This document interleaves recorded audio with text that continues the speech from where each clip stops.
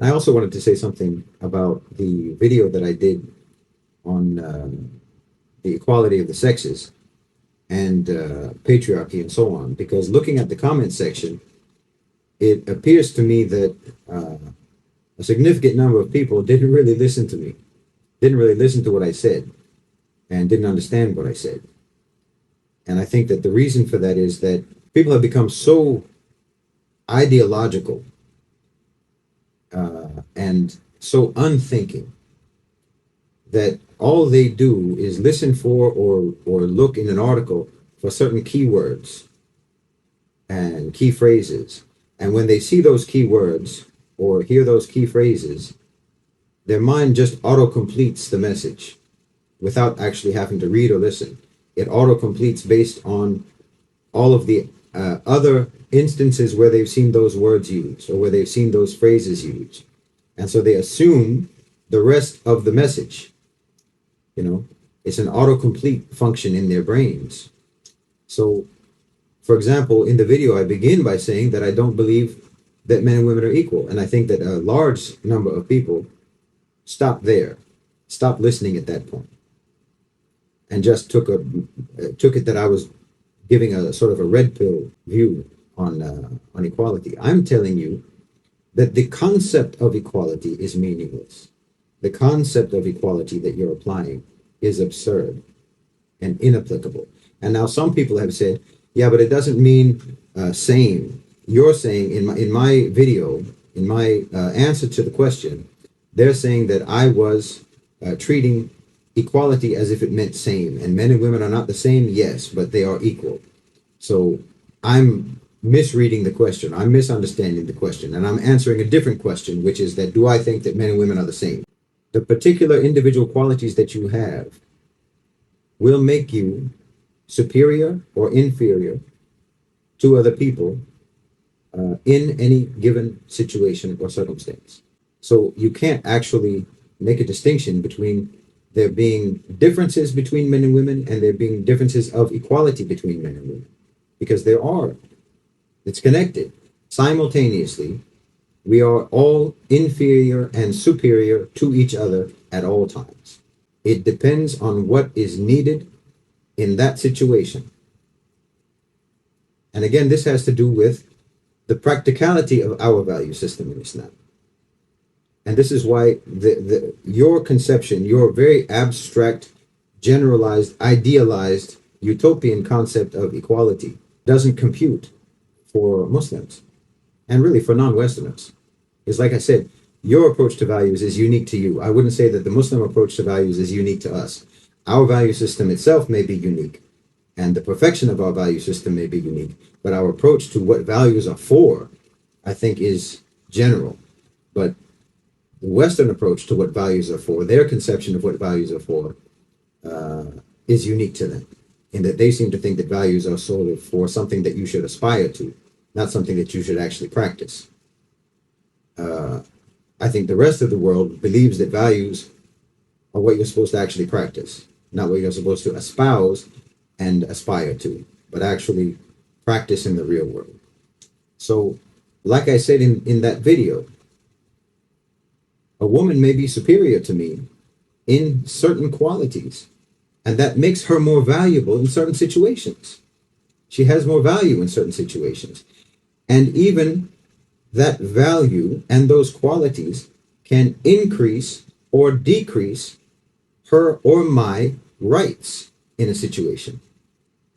In any particular given situation, even the rights are not equal, which again is why, a classic example is men going down with the ship and women and children first, women and children escaping first, because of the particular and unique, peculiar value that women and children have in society.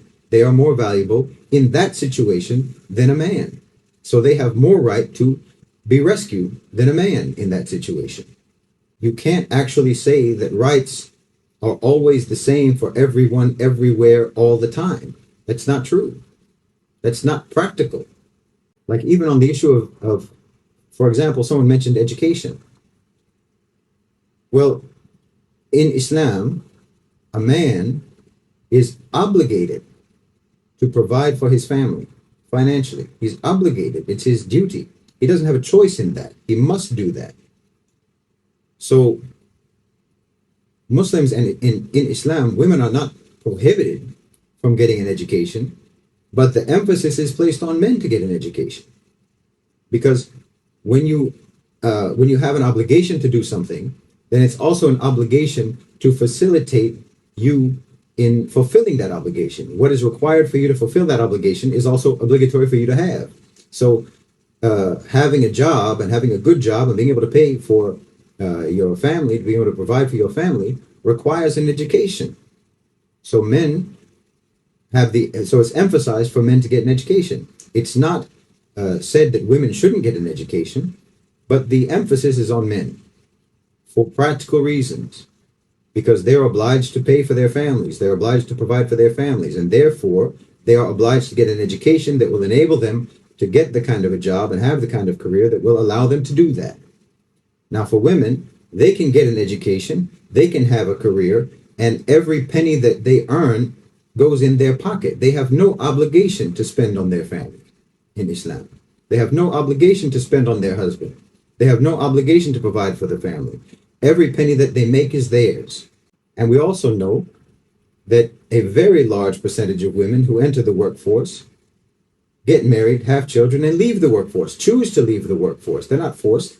They choose to leave the workforce. So a woman will get an education, for example, at university. We're not talking about primary education, but university will get an education, have a career, and use that education for 5 or 6 or 7 years, and then leave the workforce. So all of the money that was spent on that education was useful in society for 5 to 7 years or 10 years. A man who goes to the university and gets an education, he stays in the workforce his lifetime to provide for his family. That's an investment by the society. You can spend the resources, and either, depending on what society or what country you're talking about, education may be subsidized by the government. Obviously, it's not in the West, because they don't want people to be educated. They only want a certain segment of the population to be educated, which is the people who can afford it. They want that's a way of consolidating class control, that only the rich people who can afford to go to school are the ones that we want to go to school. Everyone else, your only purpose is to accrue debt. But so in a country where education is subsidized, the government only wants to spend money on your education if they're going to get something back from you when you're in the workforce. Productivity in the workforce. So, for example, in a country like Singapore, in some sectors, like, for example, in medical school, they only have 30% of the seats in medical school are for women, because they know that that they invest that money in a woman going to school, getting education, becoming a medical practitioner.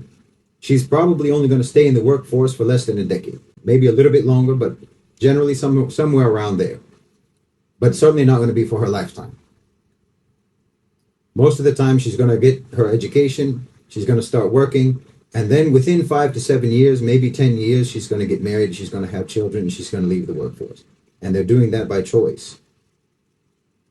So, for example, the government of Singapore chooses to give preference to providing that education for men, because they know those men are going to be in the workforce their entire life. So you can say that there's an equal right to education theoretically in the abstract, but in certain circumstances, the rights are not equal, and they shouldn't be. And in many situations and scenarios, you can imagine where women will have more rights than men, because they should, because it depends on the situation. It's impractical to say that there are just a certain set of rights that everyone should always have forever. And anyway, you don't practice that in the West. Just like I said, freedom of speech is situational. Freedom of speech depends on what you're saying, and depends on who's saying it, and it depends on when and to whom. These are aspirational and not practical values. You're not going to get anywhere as long as you have that approach, and you insist that that approach is right, even though you can see all around you the chaos and the misery and the corruption that value system has caused.